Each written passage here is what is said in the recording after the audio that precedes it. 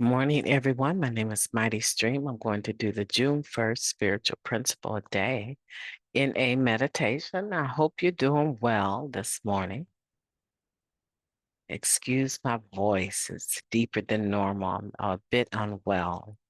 However, I feel great in my spirit, so don't worry about that. The title of the meditation, Consistency and Step 10. This is going to be good. In the 10th step, we use all the principles and actions we learned in the previous steps, applying them to our lives on a consistent basis. Now, that comes from at work, step 10. Left unexamined, anger, fear, shame, and resentment can bring out the worst in us. Character defects we once honed in to survival skills stand ready to help. It's no surprise they spring to mind first when we're faced with a challenge. We've relied on manipulation, self-pity, intolerance, dishonesty, perfectionism, arrogance, and the rest of our defects for as long as we can remember. But now that we're in recovery, it seems increasingly clear they're not such a good fit in our new lives. The lessons of steps 4 through 9 help us to see those crusty old tools in a new light. We've become deeply familiar with the damage we've caused in the past, have surrendered aspects of our character that shaped hurtful words and actions, and have humbly gone about owning our messes and cleaning them up. Understanding how we operated in the past sets us up for a better way, but it will take consistent effort for our new ways to become second nature. Step 10 gets us in the habit of reviewing our lives through the lens of the steps. Consistent practice helps us integrate their principles into our lives. Here's one member's experience with doing just that. My regular inventories read like letters to my higher power. They began with Dear HP, my reminder that I'm not alone in this process.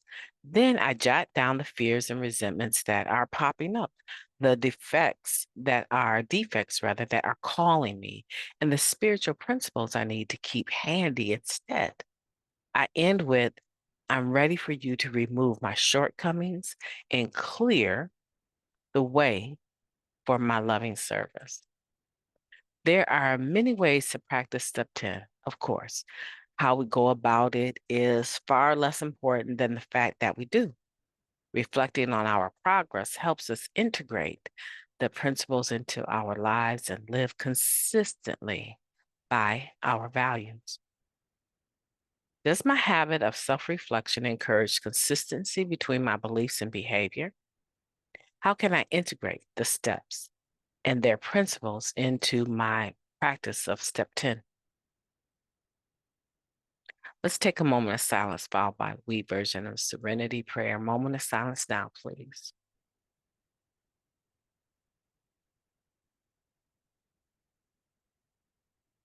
Thank you. God, grant us the serenity to accept the things that we cannot change, the courage to change the things that we can, and the wisdom to know the difference. Consistency in step 10. Now, this is what I think about this, right? This meditation is beautiful. Uh, it, it tends to project a little bit, right? And basically what I mean is that it's saying that all of the previous steps help us, if we apply the principles, to be able to work this step 10. But the step 10, the benefit of it is if you're consistent, meaning that you're doing it over and over and over. And the fruit of that is very similar to step 12. Very, very similar in as much that it's asking you, Really, every step is similar, right? But it's asking you to take the spiritual principles and apply them in your life, in your day-to-day living, and then let's just say it, all of your affairs, so that you can benefit and have the support or the foundational, um, I want to say affirmation, but just to have that foundation, right, of all of those spiritual principles supporting this work of the step 10, excuse me, supporting that work. And in order to support it, it has to have substance, right? Those spiritual principles don't just come about by osmosis. You have to do the work. When we say you have to do the work, we're not talking about going outside and digging a ditch and planting a tree or a fence. When I say let's roll up our sleeves and get to work or let's get busy, I'm not talking about going out mowing the lawn, right? I'm not talking about tearing out your utility cabinet and closet and redoing it, reorganize. I'm not talking about that. Metaphorically, I'm talking about that. But I'm talking about going to meetings, paying attention to other people's share. Find that one person that you feel like you want what they have, that seems relatively happy, that you can tell that they have a working knowledge of the steps and the traditions and even 12 concepts, right? You see that they have a working knowledge of the 12 steps and you ask them to sponsor you. Now, I know we project and we want the perfect sponsor, but a lot of times you're not going to get the perfect sponsor. You're going to get a person that has issues and have said yes to you, knowing that they're having issues. That's not bad. That's not a bad thing. So you found a sponsor that's going through a divorce. Okay, so you found a sponsor and you found out that they um are having some other issues and you're thinking to yourself, oh, they should be much further than this. Maybe they're not going to be able to help me. Maybe they won't be able to, but also maybe they will be able to. So when I'm talking about doing the work, I'm talking about rolling your sleeves up and getting in there and finding who your sponsor is and then staying in touch with them and then doing the step work with them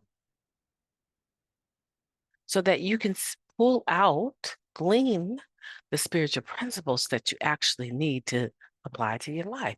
We all had things that we did that we thought were survival skills. And we find out when we get here that manipulation, that self pity, intolerance, dishonesty, perfectionism, right? We would think that would be good. Arrogance, right? That we called confidence.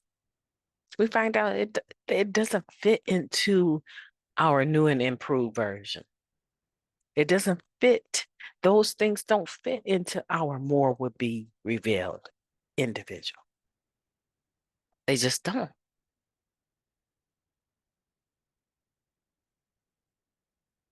But there is one thing that we can take from them.